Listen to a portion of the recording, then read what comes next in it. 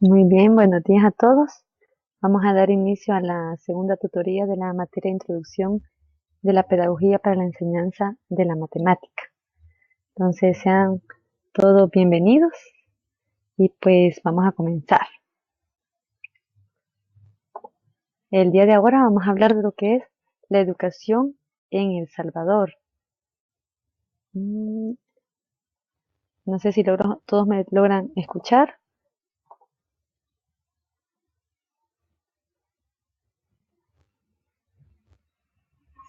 Si me escuchan, sí le escuchan, ok. Sí me escuchan. Muy bien, entonces vamos a comenzar. Vamos a hablar, como les decía, este día de lo que es la educación en El Salvador. Entonces, desde su origen hasta cómo estamos en la actualidad en estos momentos, ¿verdad? Entonces, primero vamos a comenzar hablando del origen. El origen de la educación en El Salvador, cómo es que se dio esto. Entonces, tenemos que el sistema educativo en El Salvador tiene su origen al constituirse república. O sea que cuando se constituyó república, ahí se dio origen al sistema educativo en nuestro país. En 1832, con el primer reglamento de enseñanza primaria, se decreta la instrucción pública, la que establece la creación de escuelas primarias en cada municipio del país. Esto fue como el inicio, ¿verdad? Se pidió que en cada municipio de nuestro país, El Salvador, se dieran por lo menos la creación de escuelas primarias, que estas serán financiadas por la municipalidad, o sea, por el gobierno de cada municipio, ¿verdad? Y o en caso de que éste no tuviera en la posibilidad, serían los padres de familia quienes aportarían una contribución de 4 reales, ¿verdad? ¿Qué quería decir eso? Que si la persona no podía, o sea, si el gobierno de cada municipalidad no podía dar, o sea, pagar todos los gastos de la escuela de ese momento, entonces los papás iban a aportar cierta cantidad de dinero. Pero me dicen que algunos no escuchan nada. Vamos a, no sé si ahora sí me escuchan. Hola, ¿sí me logran escuchar? Si no me escuchan, me dicen.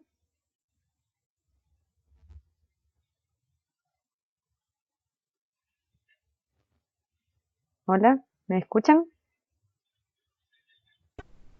Yo tengo problemas con el audio, licenciada. No me escucha nada. O me escucha por momentitos, porque puede que sea el internet. Quizás sí. Entonces sí me escucha por momentos. Ajá, por eso es por la conexión, Sí, como dice el compañero, a veces no se escuchan, entonces es de revisar bien de lo del internet. Dice, ajá, el compañero dice que revisa la conexión, que a veces por eso no se escucha. Pero entonces, si me escuchan, solo que estén pendientes, ¿verdad? Y del internet, porque a veces eso afecta. Es la compañera, es Lupita Guadalupe la que nos estaba haciendo el comentario. Bueno, entonces, vamos a continuar. Entonces, como les decía, ¿verdad? El origen de la educación fue creando escuelas de primaria, ¿en dónde? En cada municipio de nuestro país. Que la intención era que cada alcaldía de ese momento, ¿verdad? Pues financiara esas escuelas. Pero si ella no podía financiar, los papás tenían que dar un aporte. Y dice 4 reales, no sé si ustedes la, pudieron conocer lo que eran los reales. Sí, entonces antes se trabajaba también con la moneda y algunos se trabajaba con reales. Entonces, no sé si ustedes tuvieron la oportunidad de conocer lo real, se los han dicho, sus papás, sus abuelos les han mencionado. Entonces, a mí me los mencionaban, pero yo no los conocí, ¿verdad? Entonces, acá dice que no los conocía, dice, pero entonces era una moneda que se tenía en ese momento junto con el colón. Va, entonces, así es como inició. A ese otro compañero, los abuelos me lo han mencionado, ajá, de igual manera que a mí. Va, entonces, así es como se da el origen. Y ahora tenemos que, con el propósito de elaborar planes y programas similares en la región centroamericana para fortalecer la escuela primaria, se celebró el primer Congreso Centroamericano de Educación en Guatemala, en diciembre de 1893. Entonces, ¿qué pasaba? Se quería que todo Centroamérica trabajara con los mismos planes de estudio, o por lo menos que hubiera algo similar, que fueran en concordancia, ¿verdad? Todo Centroamérica. Entonces, hubo un primer Congreso Centroamericano y ese se dio en Guatemala. ¿En qué año? En 1893. Entonces, hasta la década del 40 no existía el Ministerio de Educación. La instrucción elemental era administrada por la Subsecretaría de la Instrucción Pública, dependiente del Ministerio de Relaciones Exteriores y Justicia. O sea, ahí no había Ministerio de Educación, eran ellos quienes tenían el cargo de velar por todo lo de la educación. Esta subsecretaría contaba con la inspección escolar y con la sección técnica. Entonces, la sección escolar se encargaba de controlar y supervisar el personal, o sea, la gente. Y la sección técnica, esta se dedicaba a la planificación de los niveles de educación. O sea, elaboraban lo que eran los programas y asesoraban al magisterio. Entonces eran las dos instancias que habían y cada una se tenía un cargo, ¿verdad? Luego tenemos que con la creación de la Universidad de El Salvador en 1841, ahí se creó nuestra querida Universidad de El Salvador, se constituye también un sistema educativo de 3 niveles: educación primaria, educación media y educación superior, que es como lo estamos trabajando hasta el momento, ¿verdad? Con el decreto ejecutivo publicado el 15 de febrero de 1841, bajo el mandato de don Juan Lindo, se crea la educación media en el Colegio de la Asunción. Ese fue como uno de los pioneros, aunque la escuela parvularia da comienzo en 1886, no forma parte del sistema oficial, ¿verdad? En ese momento la parvularia no era parte del sistema oficial, o sea, había parvularia, pero no se tomaba en cuenta como algo, como una de las instancias, ¿verdad? Ahora sí, ya sabemos que primero está la parvularia, luego está la primaria, luego la media y luego la educación superior. También tenemos que bajo el mandato del general Francisco Menéndez se promulga la Constitución de 1886, declarando la educación libre de credo religioso y responsabilizando al Estado de brindar educación a las clases populares, ya que se considera que la educación primaria cubría las demandas de estos sectores. Entonces, ¿qué quería decir esto? En ese momento lo que se quiso es que ahí no se le podía obligar a nadie a inculcar, o sea, en las escuelas tenían que ser libres de credo, no se les podía inculcar un determinado credo, ya sea católico, evangélico, lo que sea, ¿verdad? Sino que eran libres de eso.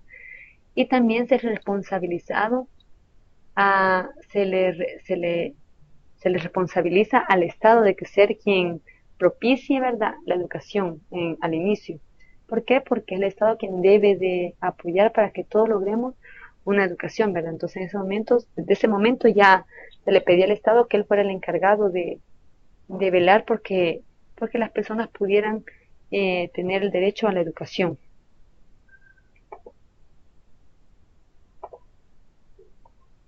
Bueno, ahora vamos a hablar de lo que es la reforma educativa de 1940. Aquí se dio la primera reforma. Dice que durante la dictadura del general Martínez se hace la primera reforma educativa, la que toca solo el nivel de educación primaria. O sea que en la primera reforma de 1940 solo se reformó lo que era la primaria. La comisión encargada de reordenar el sistema es conocida como la generación del 28. Dice que hay que destacar que en esa reforma fue un avance importante en la que en esta se aportaron innovaciones en varios aspectos. Dice que se introdujeron exámenes de diagnóstico y pruebas psicológicas a los alumnos para determinar las capacidades de aprendizaje. Entonces, esta reforma ya se fue como tomando en cuenta los valores de cada persona, las capacidades de cada persona. Dice que hay que recordar que se pretendía que los planes y programas de estudio tuvieran continuidad y secuencia, dando oportunidad a los maestros de seguir didácticamente de acuerdo a la situación particular de la población donde trabajaban, ¿verdad? Con esta reforma también, o sea, lo que les decía, se tomaba en cuenta, ¿verdad?, las capacidades de cada persona, el entorno en que estaban los estudiantes y también para ayudarle al maestro. Dice que hay que recordar que esta fecha la preparación profesional del magisterio era menor, por lo que la mayoría de los maestros eran empíricos, ¿verdad? O sea, algunos de los maestros que daban en ese tiempo habían estudiado hasta bachillerato y tenían conocimiento por medio de la práctica, ¿verdad? No es que habían estudiado algo y no tenían una escolástica, o sea, no habían estudiado. Para superar deficiencias didácticas y dar a conocer los nuevos planes y programas de estudio de la educación primaria, se impartió a los maestros un curso de verano. Entonces, como había muchos maestros que eran empíricos, no habían estudiado, o sea, sabían, ¿verdad? Pero porque lo habían aprendido por su experiencia o por alguna determinada situación, entonces se hizo eso de darles un curso de verano para darles un apoyo, ¿verdad? Y tener un mayor conocimiento. Luego aparece lo que es la reforma de la educación media. Vamos a ver cómo se dio esta. Dice que en 1942 se convoca a la Convención de Ministros de Educación Centroamericana, ahora fue en Costa Rica, con el fin de edificar un sistema educativo centroamericano. El presidente guatemalteco, el doctor Juan José Arévalo, postulaba un plan progresivo de unificación de América Central, ¿verdad? O sea que él propuso, este presidente guatemalteco propuso que todo Centroamérica llevara un mismo plan de estudio. Y junto con el general Castaneda, que estaba en nuestro país, ¿verdad?, acordaron incluir este ensayo en el campo de la educación. Entonces ellos acordaron intentar eso, ¿verdad? Llevar los mismos planes de estudio en Guatemala y aquí en nuestro país, El Salvador, porque al final se quería que toda Centroamérica lograra eso. Luego tenemos que en 1945 los ministros de Educación de la región realizaron la Convención de Santa Ana, donde acordaron modificar los planes y programas en todos los niveles, ¿verdad? Aquí ya se dieron cuenta que había como un déficit en algunos programas, entonces se reunieron para hacer unos cambios que beneficiaran a nuestro país. Entonces aquí definieron los fines, los objetivos y propósitos comunes. Dentro de los acuerdos se estableció que todos los niños de 7 a 14 años debían recibir educación primaria, ¿verdad? Ese fue un acuerdo que se dio aquí. Sería de 7 años y tendría carácter obligatorio, o sea que todos tenían que estudiar, ¿verdad? Desde los 7 a los 14 años lo que era la primaria. Se acordó también los conocimientos mínimos de todo alumno debía alcanzar, o sea, por ejemplo, un alumno que salga de lo que es la educación primaria debe conocer esto, esto y esto y esto, ¿verdad? Y con respecto a la distribución de materias de acuerdo al grado, carga de horas escolares y calendario escolar, cada país reorganiza y planifica sus programas de acuerdo a las necesidades propias, ¿verdad? Todos los países somos distintos, entonces dijeron que cada país se iba a ver qué materias incluía, o sea, qué cantidad de materias en cada año, ¿verdad? Dice, como resultado de esta convención, Guatemala adoptó los programas de primaria salvadoreños, los de acá. El Salvador adopta el programa de Geografía e Historia guatemalteco, en vista de que erradica todo lo relativo a dificultades, guerra y luchas de Estado y Estado. Y también se introdujo el plan básico, en el que debía ser un fundamento cultural común y su duración sería de 3 años, o sea, del tercer ciclo. Y una vez concluidos, los alumnos podrían continuar por 2 años más, lo que era el bachillerato. Entonces tenemos que durante el gobierno del Consejo Revolucionario se hicieron mejoras referentes al seguro social y el código de trabajo. El doctor Reinaldo Galindo Paul, integrante del Consejo Revolucionario, asumió el Ministerio de Cultura y mejoró el ámbito educativo. Entre estos cambios destacan la construcción de edificios escolares, la creación de escuelas experimentales con nuevas metodologías. Se crea la Escuela de Trabajo Social, se crea la Escuela Normal Superior y se refuerzan las escuelas normales de Izalco y Suchitoto.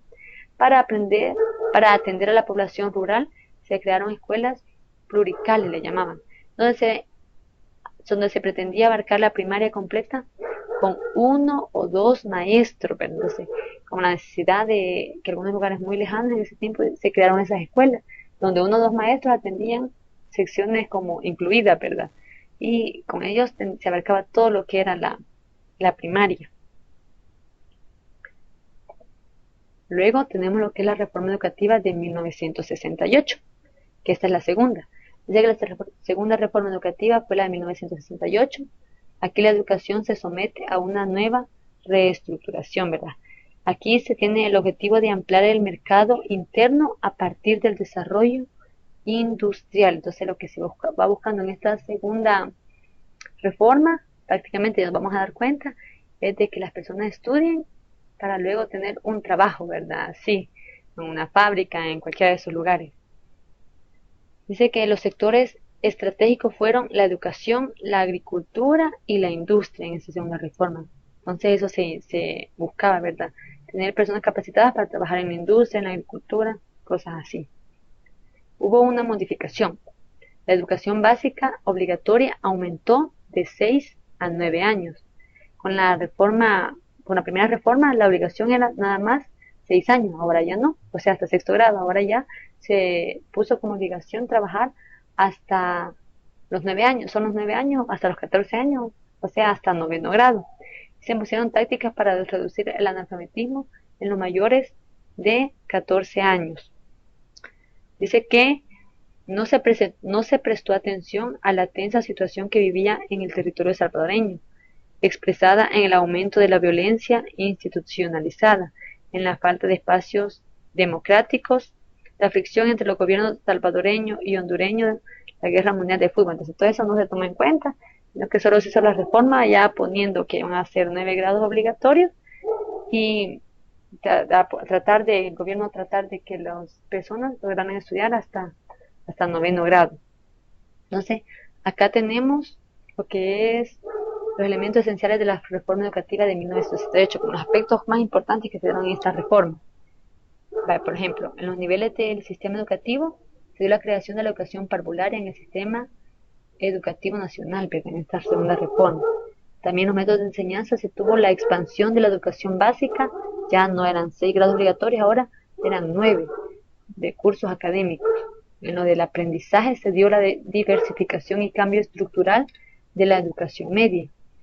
En el andamiaje del sistema se dio la reforma curricular, la selectividad, contenidos, metodología, o sea, se evaluó todo eso. En los planes y programas de estudio se dio la reforma administrativa, supervisión pedagógica y evaluación. Con la evaluación se dio que surge la televisión educativa. Y los sistemas de administración y organización se dio que se fundó la fundación de la ciudad normal, Alberto Masferrer. En el campo escolar se dio la fundación de la Escuela de Educación Física. En el personal docente se dio la fundación del Instituto Tecnológico Centroamericano. Y en la filosofía de la educación nacional se dio lo que era la función del bienestar estudiantil y magisterial, fortalecimiento de la educación tecnológica y científica en la Universidad de El Salvador. Entonces, estos son algunos aspectos de la reforma educativa del año de 1968.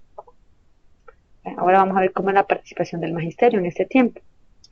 Dice que en la década de los 70 se caracterizó por la activa participación del sector magisterial, o sea que los maestros estaban muy atentos y participativos a todas las cosas de nuestro país.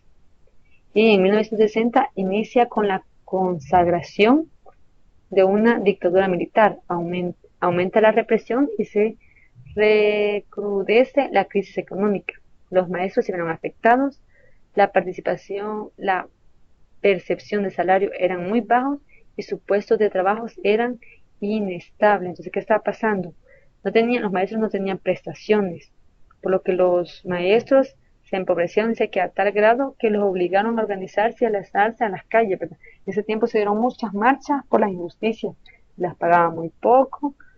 Además, también dice que habían entendido que solo la unidad y la organización podrían permitir lograr sus demandas, protegerse en alguna medida de la represión. Entonces aquí los maestros salieron, ¿verdad?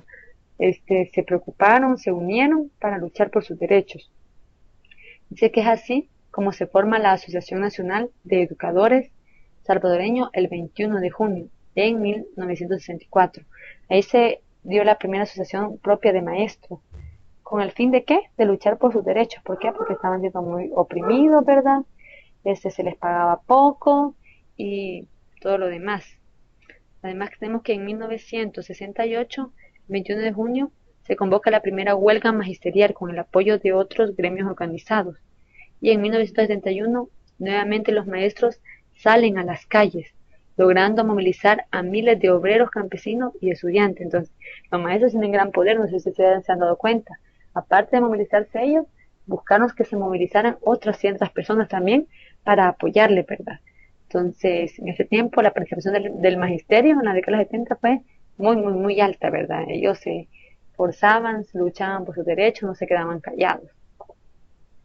Ahora vamos a ver la guerra, como para hablar de la guerra, ¿verdad? Hay muchísimo. Esta imagen dice mucho, sufrimiento, qué pasó en nuestro país, ¿verdad? Tortura y todo lo demás. Pero nosotros nos vamos a enfocar en cómo la educación fue afectada en este tiempo de la guerra. O sea, dice que más del 40% del presupuesto fue al Ministerio de Defensa y Seguridad Pública, como estaban en guerra, ¿verdad?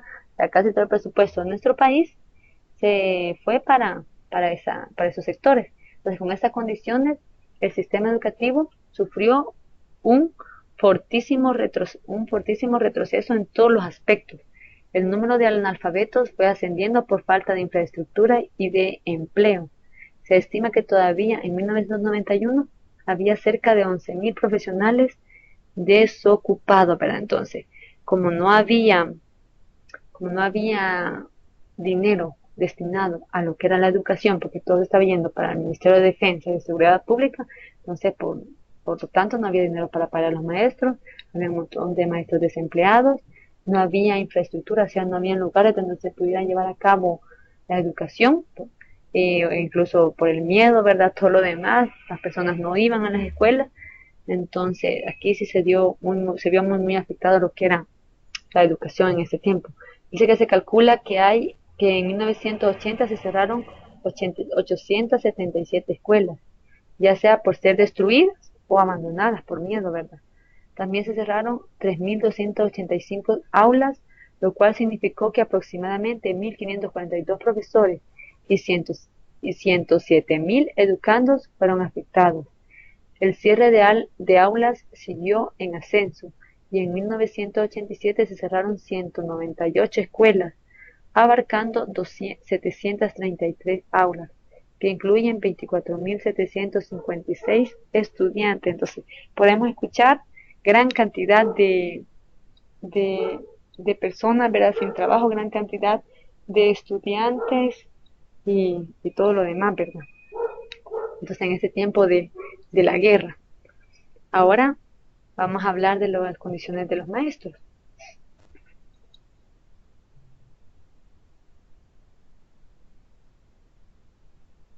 Vale, vamos a hablar de las condiciones de los maestros y nos vamos a ir. Dice que,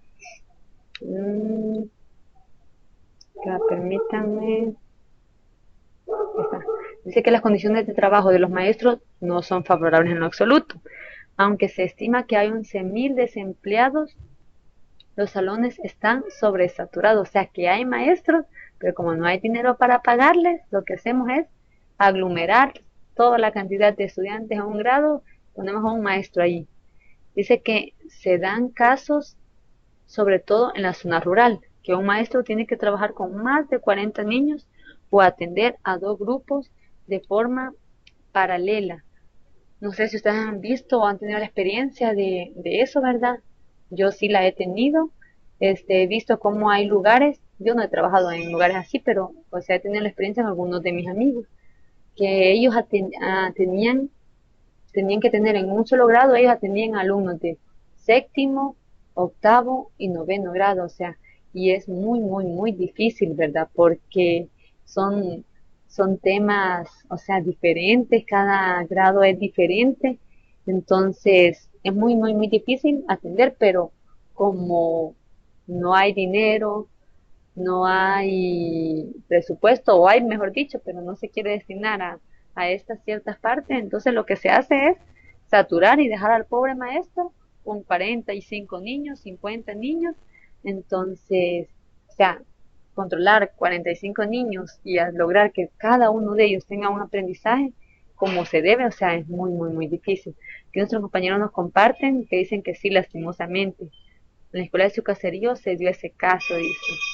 Y no solo en los rurales, fíjense bien, antes se creía que solo en las zonas rurales se daba esto, pero es cierto, no. Ya hay lugares en las zonas urbanas donde se sigue haciendo esto, ¿no? Y escuelas privadas también que están cobrando dinero a los padres, de igual manera se hace así. Yo conozco de un caso que una maestra tiene 44 alumnos, ni caminar en medio de ellos se puede, o sea, es lo peor, ¿verdad? Que la infraestructura ni siquiera está adecuada para eso, o sea, bien topaditos y, y todo lo demás, ¿verdad? Me preguntan cuál sería el número apropiado de alumnos, o sea, no hay un número apropiado, pero en lo ideal se cree que lo más que deben de ser son 30 y algo, sin pasarse mucho, ¿verdad? Porque como se requiere que cada alumno requiere una atención especializada, ¿verdad? Entonces, decir el número exacto sería muy difícil, ¿verdad? Sería cuestión de cada uno, pero sí, entre menos estudiantes hay, obviamente la educación va a ser más personalizada y por lo tanto más oportunidad de que el aprendizaje se dé como se debe, ¿verdad? Entonces, vamos a ver lo que es la formación de maestros. Dice que la carrera de maestro ha sido tradicionalmente destinada a los jóvenes de familias pobres. Fíjense bien lo que dice aquí. Para muchos de ellos, el magisterio era visto como una posibilidad de solucionar a corto plazo sus problemas de fondos y asegurar su futuro. ¿Por qué? Porque dice que para ser maestro de primaria se requería haber cursado la escuela secundaria nada más en ese tiempo.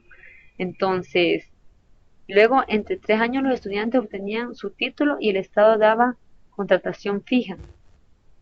Entonces, en nuestro país se saturó de un montón de maestros. ¿Por qué? Porque, o sea, veían como la carrera de maestro no por vocación, sino es lo más fácil. Son 3 años que yo tengo que estudiar y ya soy maestra. Y puedo tener acceso a una plaza fija del gobierno. Entonces, muchas personas lo vieron así y pues nuestro país se llenó de maestros que habían estudiado eso porque fue lo que se les vino a decir, lo vieron, ¿verdad? Pero no de vocación, ¿verdad? No maestros de vocación. Había maestros claramente que sí tenían vocación, pero otros lo hacían solo por eso. No sé, no sé si ustedes se dieron cuenta de eso o han escuchado, ¿por qué estás estudiando para maestros? Y mira que los maestros no sé qué, ¿verdad? Entonces, acá un compañero nos dice que las autoridades correspondientes no pueden tomar carta en el asunto, refiriéndome a los privados, pues ellos están recibiendo dinero, con el cual pueden pagar un maestro. Sí, Wilfredo nos comparte ese pensamiento y tiene razón, ¿verdad? O sea, si están, o sea, los maestros se someten a su jefe, ¿verdad? Ni modo. Entonces, así toca. Y pues, respecto a esto que les decía, este, la formación para maestros, pero en ese tiempo se dieron muchos maestros. ¿Por qué? Porque lo vieron como la salida fácil. Soy maestro porque así puedo estudiar 3 años y ya tengo un trabajo más o menos estable y con más o menos prestaciones y más o menos cierta cantidad de dinero que me van a pagar, ¿verdad? Entonces la invitación es a eso, ¿verdad? Que nosotros no, no tenemos que ver, o sea, la vocación de maestros como algo, una es como la salida fácil, ¿verdad? No, sino que, o sea, una vocación verdadera. ¿Para qué? Para enseñar a los demás. O sea, tenemos en nuestras manos el aprendizaje y la enseñanza del futuro de todo nuestro país. Nosotros podemos hacer que un joven cambie, podemos hacer que un joven no cambie, ¿verdad? Si no le ayudamos, o que tome una actitud negativa, una actitud positiva. O sea, los estudiantes están muy atentos a cada uno de los maestros y ven en ellos a alguien ejemplar, ¿verdad? Entonces, pero todo está en la vocación que cada uno podamos tener, ¿verdad? Y dice que aún en la actualidad siguen viéndolo de menos, cabal, no sé si les pasaron, ¿por qué vas a estudiar para maestro? Entonces, si ahí no te van a pagar bien, que no sé qué, un montón de cosas, pero al final lo que interesa es la vocación en donde cada uno de ustedes pues se sienta feliz, ¿verdad? Yo me siento feliz, contenta, siento maestra, ¿verdad? Aparte de trabajar con ustedes acá, yo soy maestra de un colegio, entonces yo me siento contenta cada día que voy, ellos, si yo me siento triste, ellos mismos me animan, entonces es muy bonito, o sea, cuando uno siente esa alegría, disfrute el trabajo, ¿verdad? Y eso es lo importante, que ustedes disfruten y ayuden a las demás personas por medio de esta vocación que están por tener. Dice que no conoce una maestra que es súper pedante con los niños y dice que Ella fue maestra por esa misma razón, no por vacación, ahí está. Y por eso es que muchas personas tienen mal concepto de los profesores, ¿verdad? Por algunas ciertas personas, pero no todos son iguales, ¿verdad? Entonces, es de que nosotros tenemos el poder ahorita, cambiemos ese concepto que se pueda tener sobre los maestros. Y ahí habría un montón de cosas que podríamos hablar, ¿verdad? Pero bueno, vamos a pasar a la otra reforma, que es la reforma de 1944. Entonces vamos a pasar a ver cada una de estas. Entonces, esta reforma, si es en el primer folleto no está, yo lo tomé del segundo folleto que aparece allá, porque en el primer folleto no aparece. Entonces me voy a ir al segundo folletito para ver este. Entonces, la segunda reforma educativa se dio en 1994 y era el Plan Decenal de Educación de 1995 hasta el 2005. Dice que dice que se llevó a cabo un diagnóstico dirigido por la Universidad de Harvard, la Universidad Centroamericana, la UCA, ya estaba hecha, y la Fundación Educativa para el Desarrollo FEPADE. Este abarcó las áreas de educación parvularia, básica, media, superior, técnica, no formal, formación de recursos humanos y financiamiento de la educación. Todos sus aportes se pueden resumir en dos conceptos básicos: equidad y calidad en la educación. Entonces, todas esas instituciones hicieron un diagnóstico en nuestro país y se dieron cuenta que todo debía girar al final por la equidad y la calidad de educación que tenía que buscar nuestro país. Entonces, esta reforma se dedicó a eso.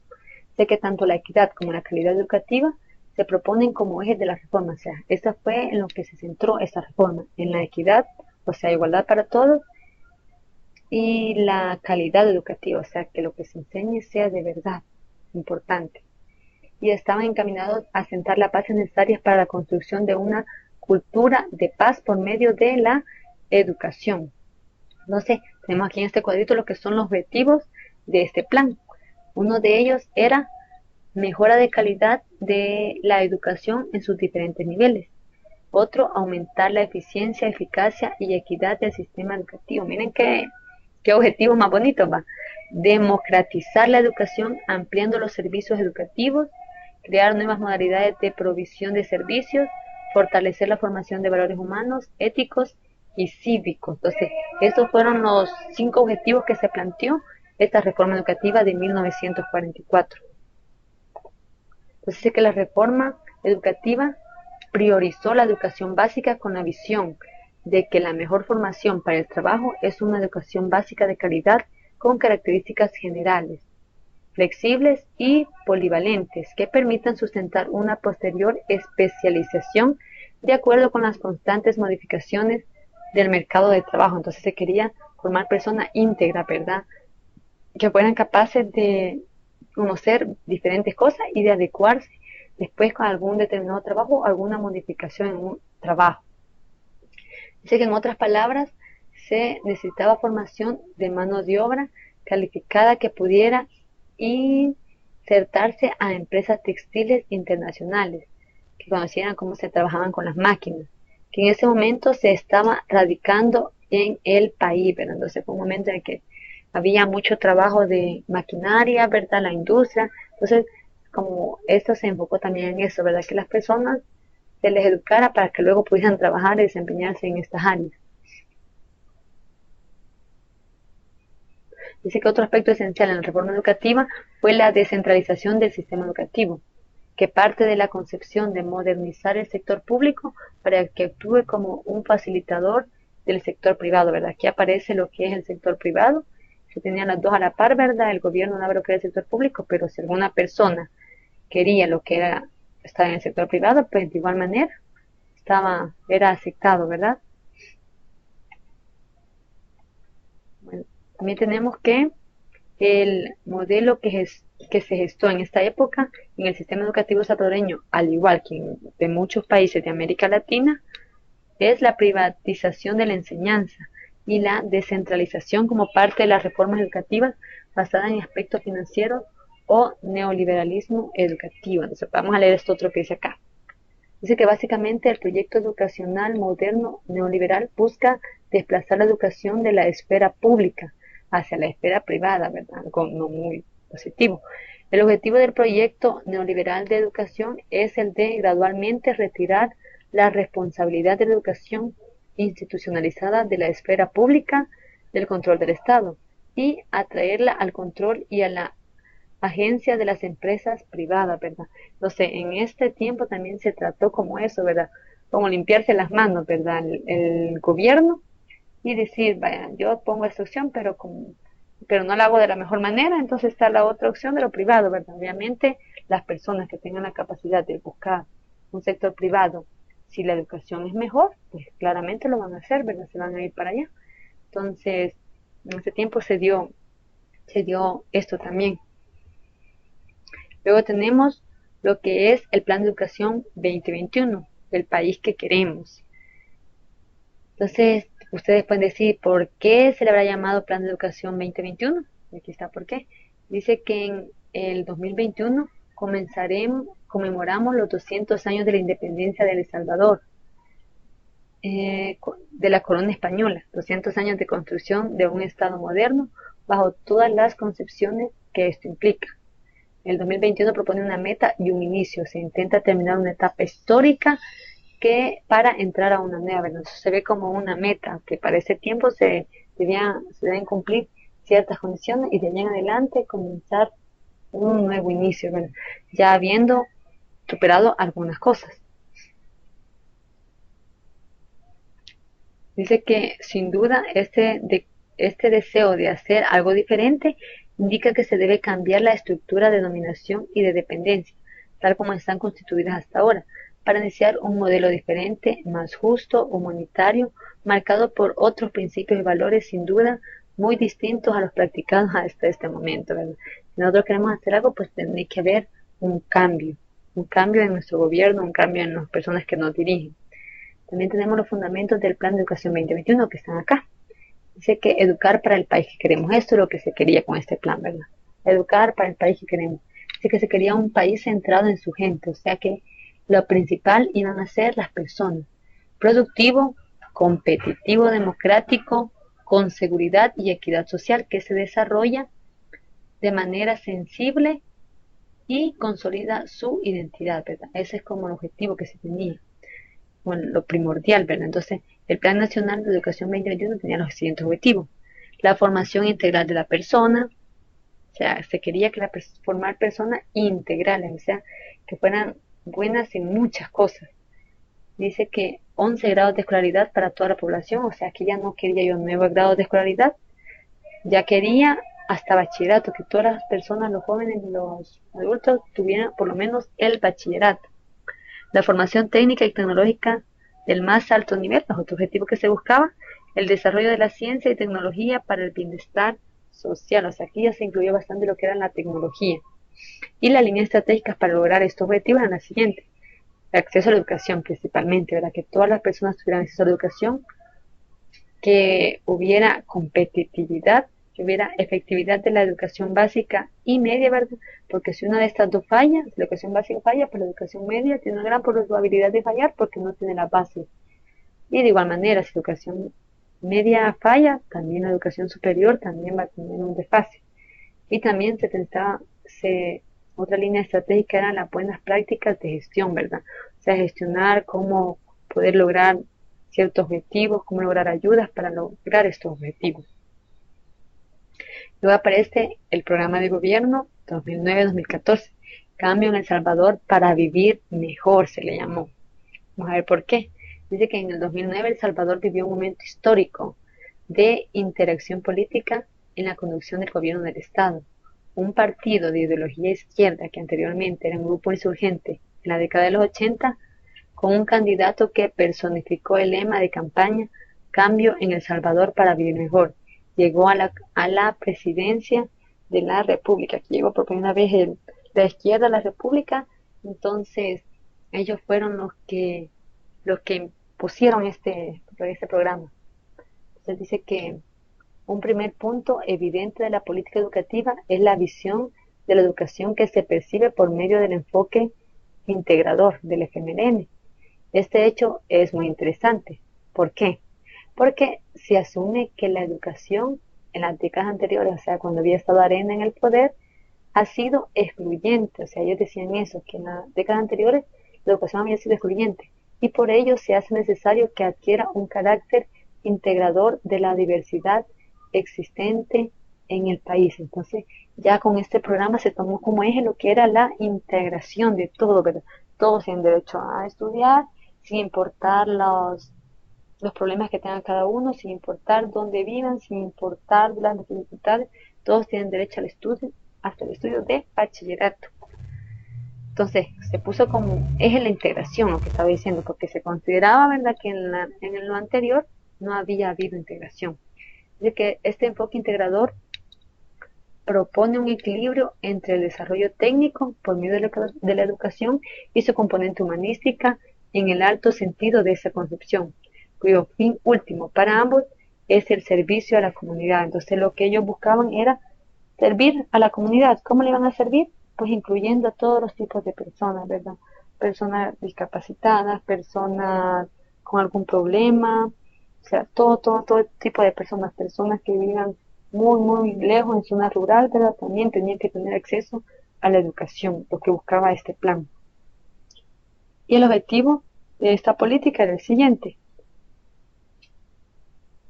era garantizar la educación y formación integral, su calidad y su gratuidad cuando la imparte el Estado, así como su acceso universal, para promover el desarrollo integral de las personas y su desenvolvimiento activo en la construcción de una sociedad democrática, próspera, solidaria, equivalente, justa y ambientalmente sustentable. Entonces aquí dice, miren, se garantiza que la educación debía ser gratuita.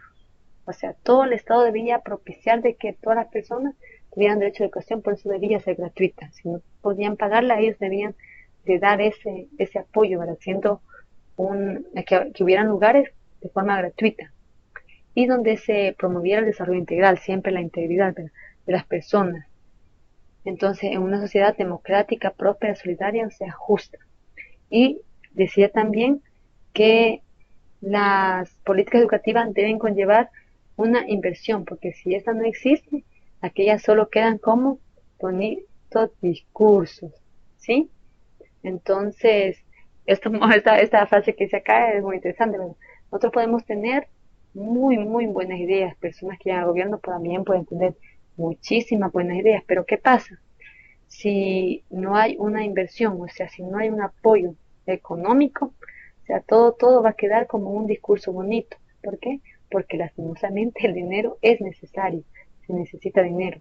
Entonces, con esta reforma ya se dio lo que era la integración, por eso se pidió que se incluyeran, ¿verdad? No sé si dieron cuenta que debía incluirse a personas con discapacidades en las escuelas, o sea, antes se le, no se le podía, como decirles, o sea, no se les aceptaba a personas que tuvieran alguna discapacidad mental que no fuera muy severa o algo así. Ahora sí, tienen que incluirse personas, ¿cómo se les llama? Con síndrome de Down, o sea, tienen el derecho, si el papá quiere ponerlo en una escuela pública, pues la escuela no puede decirle que no, ¿verdad? Las escuelas públicas tienen que agregar, solo que ahí entran en juego otras cosas como son si los maestros estamos capacitados, ¿verdad? Para atender para entender a estas personas que necesitan a veces un como, o sea, que uno con las conozca, sepa cómo tratarla, pero entran muchas de esas otras cosas. Pregunta Jaime que decía, aquí aparece la educación por competencia. Decía, aquí aparece la educación por competencia, porque como se va buscando ya la integridad de todo total, ¿verdad? Luego aparece ahora lo que es el sistema educativo. Vamos a ver cómo el sistema educativo está formado en nuestro querido país, El Salvador. Entonces, vamos a irnos, página 7, permítanme.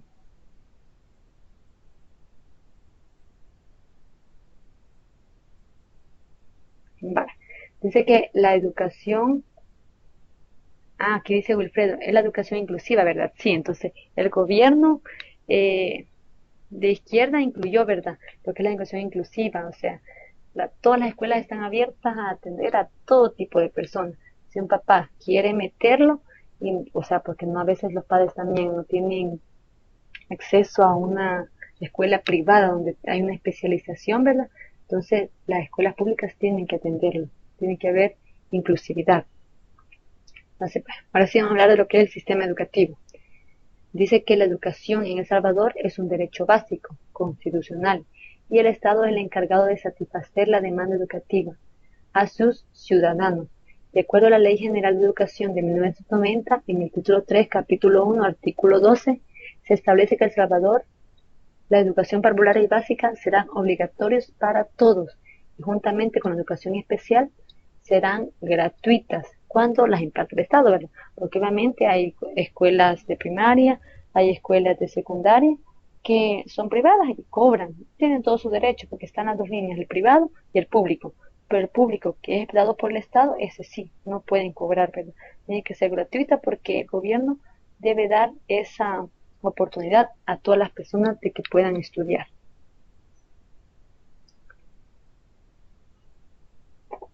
Ahora tenemos la estructura actual del sistema educativo, del sistema de educación. Entonces dice que de acuerdo al artículo 3 de la Ley General de Educación de 1990, la estructura del sistema educativo formal está compuesto por 4 niveles. ¿Cuáles son esos 4 niveles? La educación parvularia, la educación primaria, la educación media y la educación superior. Son los 4 niveles, ¿sí? Vamos a conocer cada uno de ellos. Vamos a empezar con la educación parvularia, ¿verdad? Entonces dice que la educación parvularia es gratuita y no tiene carácter obligatorio. Este nivel fue incorporado en la educación básica en la Constitución de 1983. Comprende 3 años de educación y atiende niños de 4 a 6 años de edad. O sea, esto antes de primer grado, ¿verdad? Que llamamos kinder, kinder 4, kinder 5, kinder 6. Dice, y tiene por objeto ejercitar el aparato psicomotor, el lenguaje, realizar actividades manuales y lúdicas y prepararlos para la continuación en el sistema de educación básico y en la vida real, en la vida en general. Entonces, ¿qué pasa? O sea, la educación parvularia es muy importante, ¿verdad? Nosotros podemos decir, no vamos a ponerlo desde primer grado, pero a veces lo que sucede es que en casa no se le da como las técnicas a los niños desde pequeños para que vayan desarrollando su inteligencia, lo que hablábamos en la otra materia. Entonces la educación parvularia se encarga de eso, ¿verdad? Entonces por eso es bueno de que los niños vayan estudiando desde los 4, 5, 6 años, antes de entrar ya a lo que es la primaria, porque ahí ayuda a desarrollar todo eso, ¿verdad? Entonces, dice que a pesar de esta apreciación, la cobertura sigue estando por debajo de los requisitos elementales. O sea que casi todos los niños pequeñitos no van a la parvularia. Los, con, los contados jardines de niños están concentrados más que nada en las ciudades y poblado grande. Dice que la asistencia es baja, ¿verdad? Entonces, es solo de inculcar, ¿verdad? Es cuestión de inculcar de que la educación parvularia, así como las otras, son importantes, ¿verdad? Entonces, hay que, hay que mandar. Entonces, voy a ver unos mensajes. Dice, también mi pueblo salió como reina, una chica con discapacidad. Miren qué bonito. O sea, que estamos hablando, ¿verdad? La integración. Y Esperanza me dice que tendrá que desconectar porque está trabajando y no poder escuchar la tutoría. No se preocupe, Esperanza, no hay ningún problema. Solo después ve la grabación para que continúe, ¿verdad? Para que se entere de algunos avisitos que vayan a ver. Y no se preocupe, feliz día.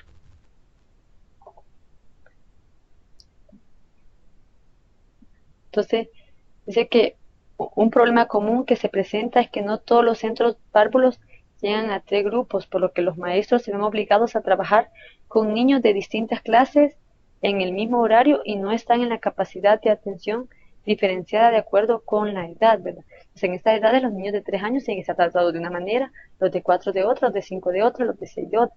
Pero ¿qué pasa? Como en las escuelas no alcanzan, o sea, los niños son muy poquitos, solo hay 6 niños de 4 años, hay 2 niños de 5 años, entonces ¿qué es lo que hacen? Lo unen y ponen al maestro a que trate a todos los niños, lo cual no es correcto, ¿verdad? Entonces, pero por eso es de ir inculcando, ¿verdad? A los padres de que la educación parvularia es muy buena y, o sea, y sirve, ayuda como un pre a la educación primaria para que ya no les cueste tanto. Dice que la educación básica atiende la población entre 7 y 14 años de edad. Es obligatoria y gratuita cuando la ofrece el Estado.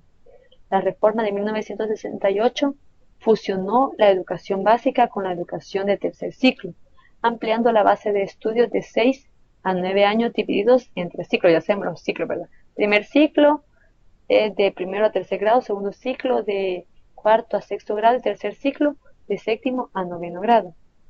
Dice que el primero y segundo son atendidos por maestros mientras que el tercero lo atienden dos, uno del área de humanidades y otro de ciencia. Eso es como lo ideal, ¿verdad?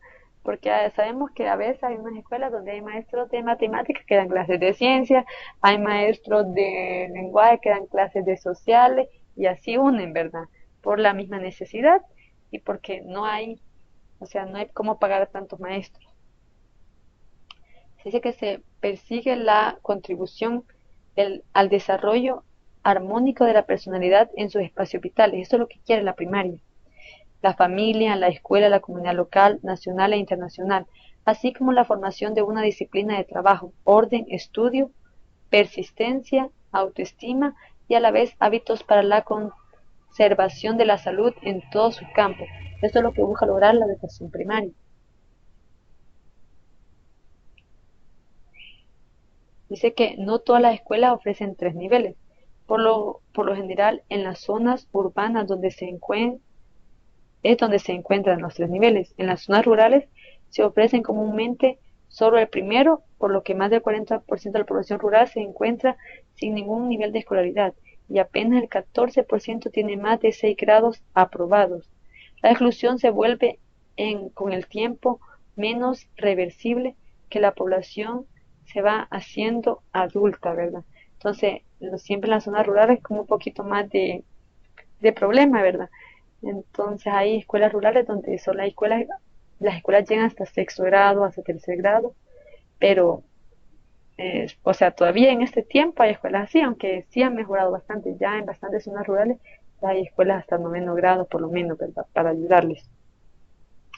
Ahora vamos a hablar de lo que es la retención. Dice que la retención es otro factor importante.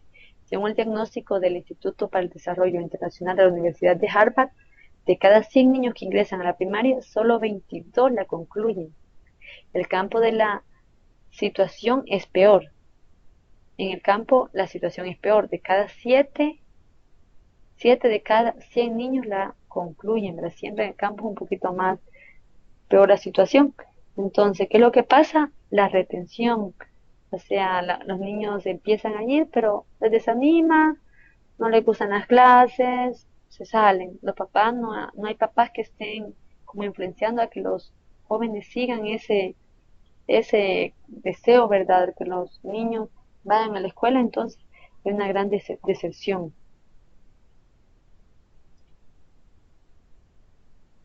Dice que en este nivel el educando se forma una disciplina de orden y trabajo. Se le inculca ideales de estudio y superación, ¿verdad? Eso es lo que se le va tratando de inculcar en este tiempo. Se acrecienta su capacidad, se fomenta sus habilidades para expresar su pensamiento, se proporciona conceptos básicos y firmes en las áreas de ciencias y humanidades y otros aspectos que contribuyen a la formación del hombre. Esos son lo que se trata de inculcar en esta educación. Luego aparece lo que es la educación media, que es lo que es el bachillerato, ¿verdad? Entonces dice que la educación media y bachillerato es el tercer nivel. Comprende a jóvenes de 16 y 18 años y es de 3 años lectivos. No tiene carácter obligatorio ni es gratuita. Para su ingreso deben aprobar un examen de admisión, ¿verdad? Esto era en, en, en un tiempo pasado, porque sabemos que ahora el gobierno sí ha puesto lo que es el bachillerato gratuito, ¿verdad? En las escuelas públicas el bachillerato ya es gratuito y sabemos que son 2 o 3 años porque está el bachillerato general y el bachillerato técnico, que es el que dura 3 años. Además tenemos que la reestructuración educativa de 1968, bajo el modelo desarrollista, es en boga en esta década, pretendía formar a corto plazo recursos humanos en el nivel medio y superior e integrarlos al mercado de trabajo como vía de industrializar el país y la región centroamericana. La planificación se concentró en educación, industria y agricultura. Entonces, ¿qué es lo que pasaba, verdad? Hubo una gran relación entre educación y trabajo. Se se tenía lo que era el bachillerato técnico, que buscaba que era eso, ¿verdad? Que las personas después de terminar el bachillerato ya no estudiaran, sino que trabajaran si no tenían la oportunidad. Y también está el bachillerato general, que este tiene como el bachillerato general lo sacan las personas que piensan, o sea, seguir estudiando, ¿verdad? Se ahorran un año, dicen, entonces siguen en la universidad. Mientras el de 3 años es porque necesita trabajar ya en ese momento.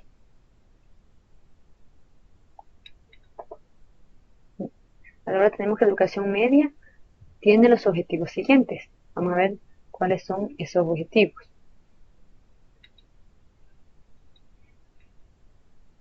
Dice que uno es fortalecer la formación integral de la personalidad del educando para que participe en forma activa, creadora y consciente en el desarrollo de la comunidad como padre de familia, productor y ciudadano. O sea, se trata de que la educación media, cuando finalicen, ellos ya estén preparados para enfrentarse al mundo, ya sea formar una familia, trabajar, seguir estudiando, seguirse formando. Otro objetivo es formar recursos humanos de nivel medio, en razón de las inclinaciones vocacionales del educando y las necesidades laborales del desarrollo socioeconómico del país. El artículo 30 dice lo siguiente: la educación media ofrecerá la formación del educando en dos modalidades, una general y otra vocacional. Ambas permitirán continuar estudios de nivel superior o incorporarse a la vida laboral, ¿verdad? O sea, ambos bachilleratos yo puedo seguir estudiando, solo que con uno, el técnico, yo tengo la oportunidad de trabajar porque ya me he especializado en algo. Y el artículo 31 me dice que es para facilitar el cumplimiento literal. B. Del artículo 29, la educación media ensanchará su dimensión transversal de tal forma que se diversifique su oferta de modalidades y opciones de tipo vocacional. Por eso podemos ver de que existen técnicos, o sea, el bachillerato técnico no solo está en un área, hay técnico en comercio, hay técnico en enfermería, hay técnicos, varios técnicos para que las personas tengan de dónde elegir para luego incorporarse ya a lo que es el área de trabajo que ellos deseen, ¿verdad?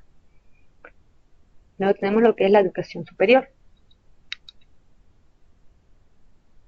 Dice que de acuerdo a la Ley General de Educación de 1990, se establece que los estudios universitarios se imparten en institutos tecnológicos y en las escuelas de educación superior.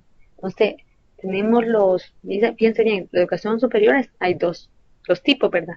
Están los técnicos, ¿verdad? Que nos ofrecen un técnico, pero ya no es un técnico de bachillerato, sino un técnico ya especializado en algo y se considera educación superior. Y también está ya la universidad, que la universidad ya me da un título de licenciada, de ingeniero, de profesor en tal cosa, ¿verdad? Entonces son las dos áreas de la educación superior.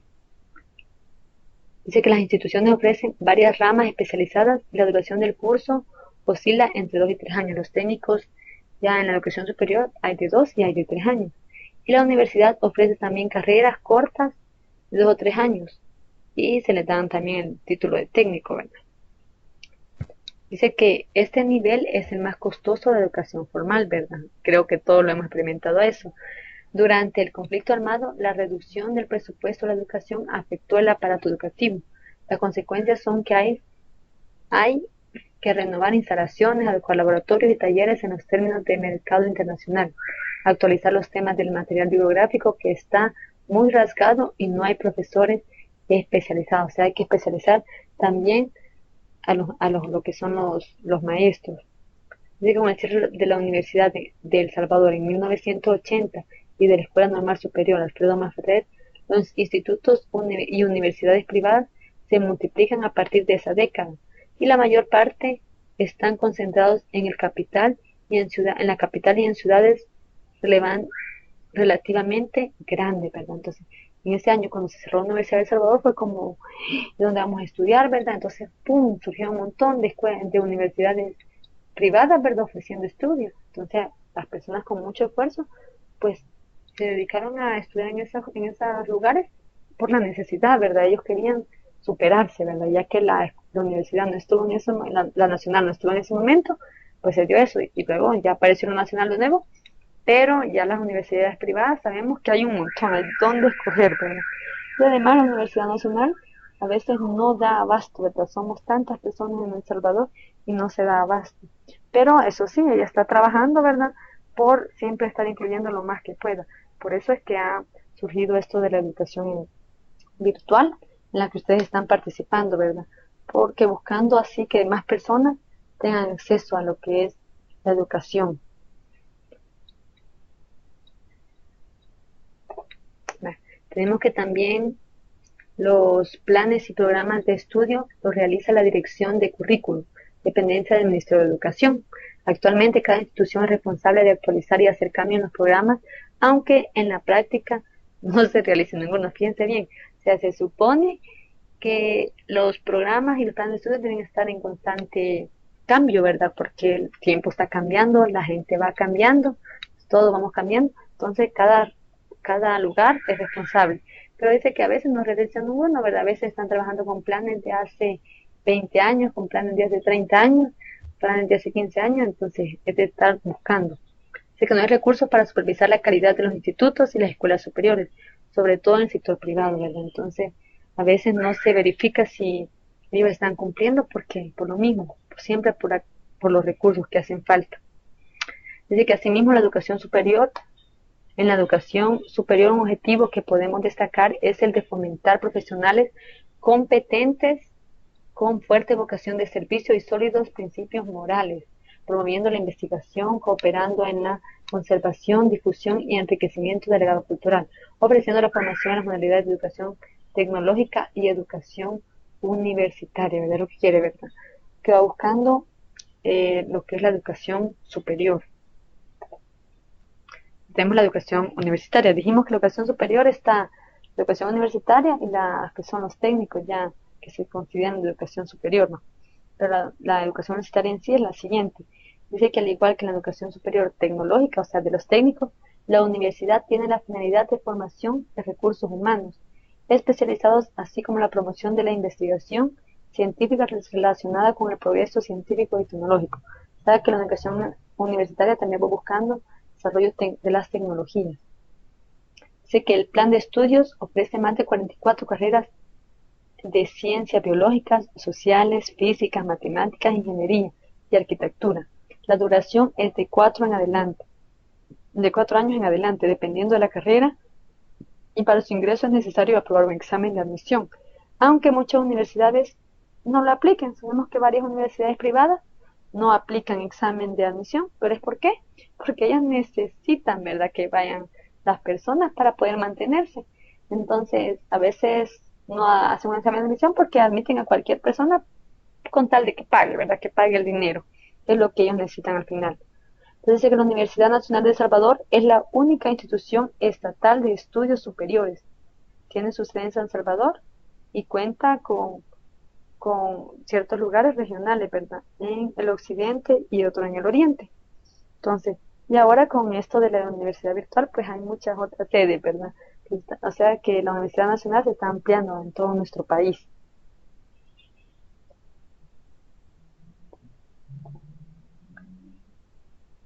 Dice que hasta 1965 la Universidad Nacional fue la única en todo el país. En este año la Asamblea Legislativa aprobó la ley para crear universidades privadas. Fue en 1965 donde se dio eso. En ese año los jesuitas fundaron lo que fue la Universidad Centroamericana Simeón Caño, lo que conocemos como la UCA, la que actualmente tiene la mejor infraestructura y recursos humanos. Miren, la UCA es considerada ahorita como la mejor en infraestructura y en recursos humanos, pero es privada, ¿verdad? Y cara, no sé si lo sabemos, es cara, pero se considera que la educación es muy, muy buena, así como en la Universidad Nacional, que ustedes preguntan en el país, ¿verdad?, cuáles universidades consideran las mejores, ¿verdad? Rapidito la Nacional sale, siempre, aunque sea pública, aunque nos tachen de que peleoneros y que no sé qué, se considera una de las mejores universidades. Y la UCA también, ¿verdad? Es una de las mejores universidades, además, aunque es privada. Luego también tenemos que en 1977 las universidades privadas se han reproducido y actualmente hay alrededor de 44 universidades privadas. Están exentas de impuestos, son responsables de contratar docentes y de hacer gestiones administrativas para cubrir sus propias necesidades. El ministerio es el que dictamina su apertura, dicen. Ahora vamos a pasar a otro concepto que es la educación de adultos. Dice que la educación de adultos está dirigida a instruir la población mayor de 18 años, o sea, mayor de 18 años ya se lo considera un adulto, que no han cursado ningún grado o bien lo suspendieron por alguna dificultad, ¿verdad? Porque ya pues, no tenían acceso económico, no sé, cualquier problema. Esta se divide en dos, lo que es la educación formal y educación no formal. La primera ofrece el nivel básico en horario nocturno. Los estudios se cursan de forma acelerada, se le llama, ¿verdad? Porque se ven, ya no tienen tiempo de dedicarse tanto como lo podríamos tener en un periodo normal. Y por lo general se usan las instalaciones de los centros de enseñanza de educación básica. El artículo 45, inciso C de la educación de adultos, dicta que el objetivo de la educación de adultos es capacitarlo para incidir y responsabilizarse en todo lo que haga referencia a elevar la calidad de vida. O sea que con la educación de adultos lo que se busca es que esas personas adultas que dejaron de estudiar puedan elevar su calidad de vida. ¿Por medio de qué? De la educación. Entonces con esto nace lo que es un programa que se llama el programa Educo. Dice que en cuanto a la ampliación de la cobertura educativa, se pueden mencionar las acciones ejecutadas por el programa Educo. Entonces dice que iniciado por el MINED en 1991, ahí surgió el Educo. Ese programa ha proporcionado la estrategia para dar cumplimiento a las políticas educativas diseñadas en el Plan Quinquenal del Sector de Educación de 1989. Cumplir los objetivos contemplados en la Ley General de Educación con respecto a la educación popular y básica, así como de sus objetivos curriculares. Cumplir con los planes del sector educación y proporcionar a la comunidad respuesta de educación y participación, ¿verdad? Eso es lo que se buscaba con el programa Educo.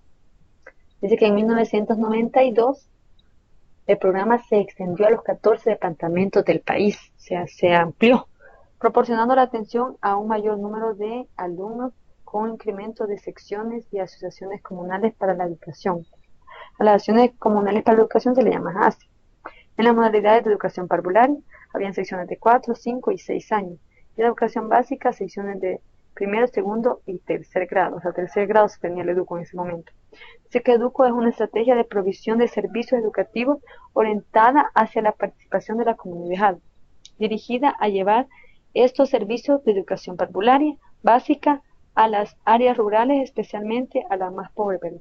O sea, aquellos lugares donde las escuelas públicas no podían construirse, no se podía tener, se llevó a cabo el Educo, del programa Educo, donde los papás aquí eran, o sea, participaban mucho, se asociaban para formar una directiva y todo lo demás, y se llevaba a cabo ese programa Educo. Entonces está basado en la teoría de que solo se logra una educación efectiva si los padres de los niños educando en las escuelas están motivados e involucrados en ella. ¿Qué quería decir?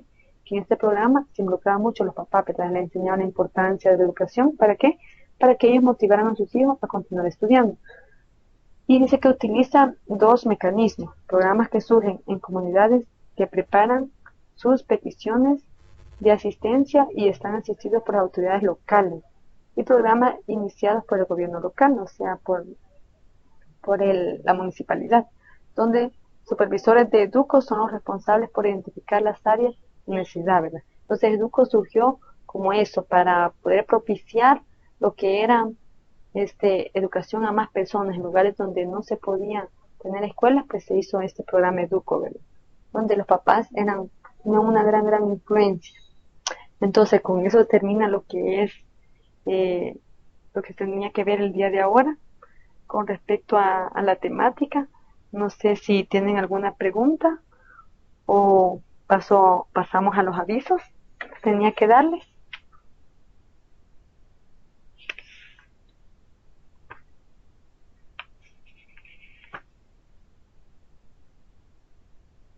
Y aclarando, en esta tutoría no van a haber preguntas, ¿sí? De la tutoría, en esta no hay. Así que por eso no les dije ninguna ni en medio ni al final, porque aquí no hay preguntas de la tutoría.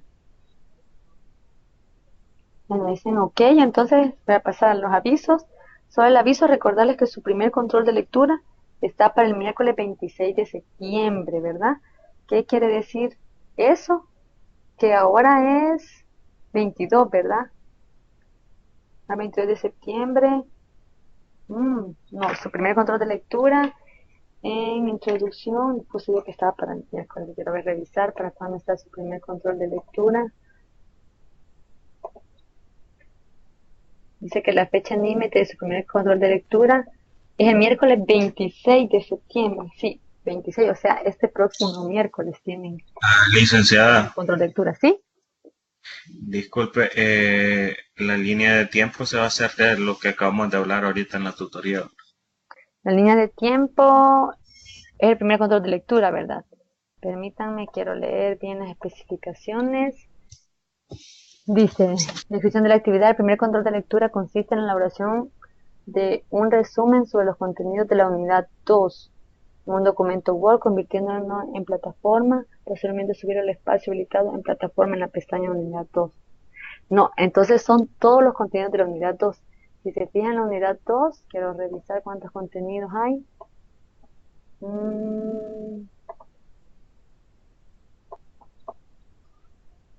Tenemos 4 contenidos, ¿sí? Yo he tomado los dos contenidos bases, pero ustedes tienen que leer los otros dos que aparecen ahí. No, en realidad, uno, dos, tres. Los otros 3 que aparecen para que tengan como algo general, ¿verdad? Porque, por ejemplo, ahorita no tomamos en cuenta la Ley General de Educación 2018, ahí aparece, o sea, esas son leyes, pero ustedes las pueden leer para que tengan como un contexto. O sea, la línea de tiempo, esto del primer control de lectura es sobre lo que hemos hablado ahorita y ustedes lean lo demás para que tengan como un contexto más amplio de lo que es su conocimiento, ¿verdad? Porque dice que es sobre toda la unidad 2. Tienen que hacer ese primer control de lectura. Ok, gracias, licenciada. Vale. Y tengan en cuenta lo siguiente, miren. Dice que se tiene que hacer la línea de tiempo. Mira bien, la línea de tiempo es sobre las reformas que ha experimentado el sistema educativo salvadoreño. ¿Qué quiere decir eso? Que la línea de tiempo es únicamente las reformas que acabamos de ver. Solo eso va. Pero luego va un párrafo texto que resume la organización y estructura general del sistema educativo salvadoreño. Lo que vimos al final, ¿verdad? Cómo está estructurado nuestro país. Es un párrafo resumen y luego párrafos de texto que resuman los principales artículos que se rigen en el sistema educativo salvadoreño. Entonces, para ese otro segundo párrafo es que ustedes van a necesitar leer lo extra que no hemos visto ahora en la tutoría, ¿verdad? Porque es donde están solo las leyes. Significa que aparte de la línea del tiempo del resumen de las leyes, no, sería de las leyes educativas Sí, salvadoreñas. exacto. Entonces, allí en las indicaciones de primer control de lectura está bien desglosadito para que lo miren. Primero es la línea de tiempo sobre las reformas que ha experimentado nuestro país. Son las reformas que hemos visto ahorita, la de 1994 y todas las demás. Luego está un párrafo donde ustedes van a resumir la organización y estructura de nuestro sistema educativo, o sea que está la parvularia, la primaria, todo eso, ¿verdad? Y en qué consiste cada una. En un párrafo, no tiene que ser muy grandote, ¿verdad? Un párrafo.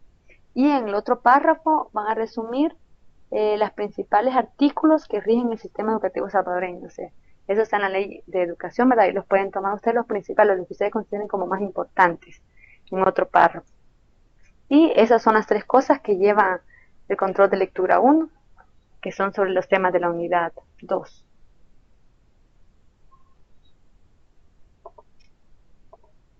Si tienen alguna pregunta.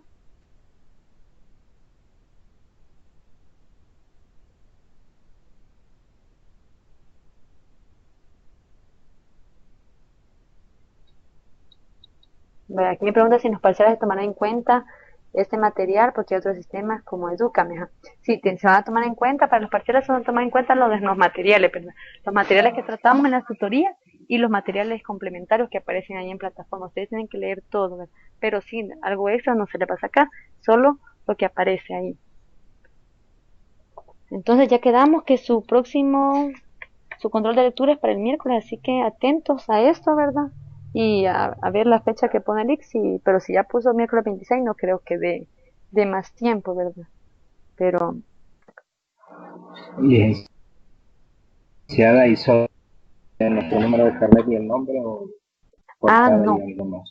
no, a esto como es control de lectura, a eso sí tienen que poner lo que dicen las orientaciones académicas. Pero, Ah, pero son poquitas cosas las que pide, ¿verdad? Solo pide carátula, una introducción, si no mal recuerdo, ¿verdad? Ya lo que va. eh, bibliografía y todo eso. ajá, a este sí tiene que llevar todo eso. Lo único que no lleva, lo que pide orientaciones académicas, son la participación de las tutorías, las preguntas, eso sí no. Sí, bueno. Gracias. Bueno, César, ¿alguna otra pregunta?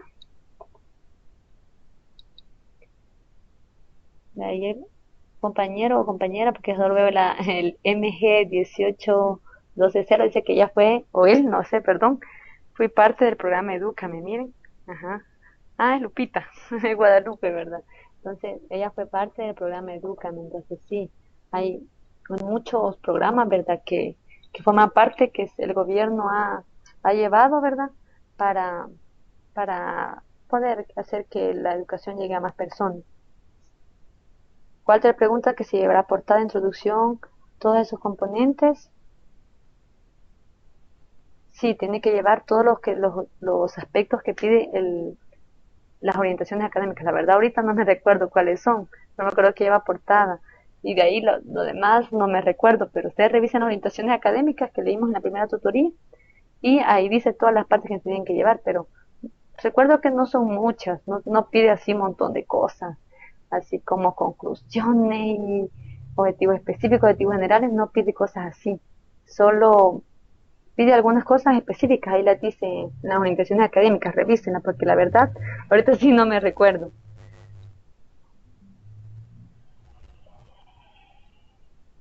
Ah, el compañero que escribió era Eric, muy bien, saludos Eric. Y pues no sé si tienen otra pregunta, si no, hasta aquí finalizaríamos y pues para que tengan tiempo, ¿verdad? Para hacer todo lo que tienen sus trabajos y vayan, yo les recomiendo que poco a poco, ¿verdad? Poco a poco vayan. Ah, se me olvidaba, algo ya me acordé. Al igual que en la otra materia, también podríamos hacer una videotutoría, ¿verdad? En los días que tenemos asignados.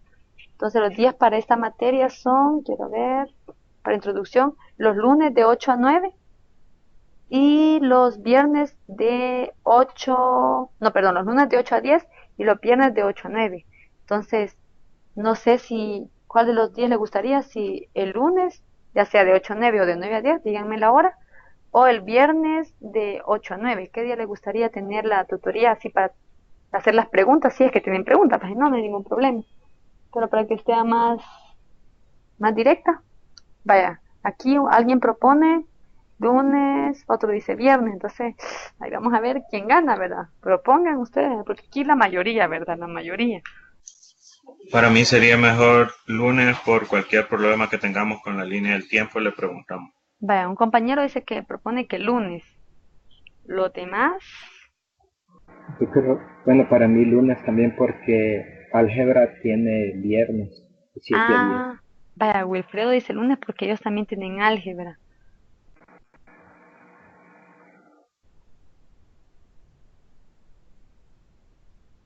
Ah, el de otro compañero dice que le da cualquier día, está bien. No sé si alguien más dice lunes, quedaríamos lunes. No sé, alguien más que diga.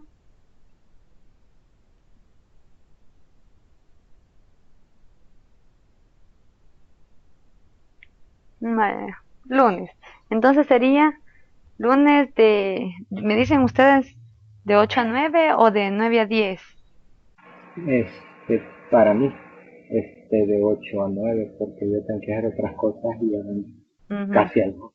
Ay, sí, para que no sea tan noche así. Más noche podrían ponerse ustedes ya con las dudas ya resueltas para que estuvieran. Ah, vaya, aquí también otro dice que de 8 a 9. Vaya, entonces quedamos lunes de 8 a 9 esta semana. Entonces recordando, De lunes de 8 a 9 quedaríamos con una videotutoría para responder dudas, ¿verdad? Que tengan, ya sea sobre trabajo o sobre algo, sobre cualquier cosa, ustedes me dirán. Está bien.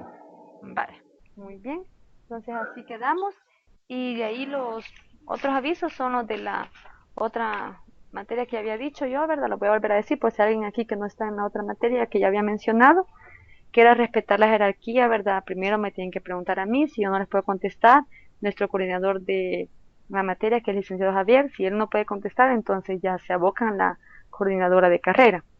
También que vamos a respetar las fechas de las plataformas, ¿verdad? Aunque en el programa aparezca una fecha y en la plataforma está una fecha diferente, o sea, les han dado más tiempo, pues bien por ustedes, y la que vamos a respetar es la fecha de la plataforma. También recordarles que su examen en línea va a ser en la sede donde están inscritos, ¿verdad? No va a ser desde su casa, tienen que ir a la sede, y si por alguna dificultad no pueden ir, pues con toda tranquilidad pueden diferir. Si tuvieran problemas con su trabajo o enfermedad, pueden diferir ese examen. Entonces, y quedaríamos para el día jueves, quedamos, ¿verdad? Entonces, no, lunes, perdón, lunes de 8 a 9 quedamos ya. Y su primer control de lectura es para el miércoles 26 de septiembre, no se les olvide. Entonces, solamente eso sería. Ha sido un gusto estar con ustedes. Les animo, ¿verdad?, que pregunten cualquier duda en estos días o el día que nos reunamos en línea. Y pues, ánimo con todos. No sé si no hay más dudas. Saludos a todos y feliz tarde. Igual, feliz tarde. Feliz tarde.